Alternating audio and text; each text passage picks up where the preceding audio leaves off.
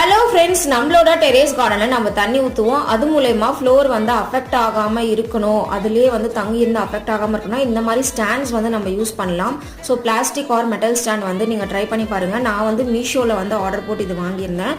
So details வந்து டிஸ்கிரிப்ஷனில் கொடுக்குறேன், வேணுங்கிறவங்க செக் பண்ணி பாருங்கள். இந்த மாதிரி மெட்டல் ஸ்டாண்ட் நான் ஆல்ரெடி 1 year முன்னாடியே வாங்கியிருந்தேன். ஸோ குவாலிட்டி நல்லா இருக்கனால அகைன் பர்ச்சேஸ் பண்ணியிருக்கேன். இந்த பிளாஸ்டிக் ஸ்டாண்ட் வந்து பார்த்தீங்கன்னா 1 year ஆச்சு வாங்கி. ரொம்ப நல்லா இருக்குது. பட் வந்து வெயிலில் படனால கலர் மட்டும் கொஞ்சம் ஃபேட் ஆகிருக்கு. இந்த மாதிரி பிளாஸ்டிக் பாட்டுக்கு பிளாஸ்டிக் ஸ்டாண்ட்ஸ் வந்து நல்லாவே சூட் ஆகும். அதே மாதிரி ஹெவினஸ் கம்மியாக இருக்கிற க்ரோ பேக்குக்குமே வந்துட்டு இது வந்து நல்லாவே சூட் ஆகும்.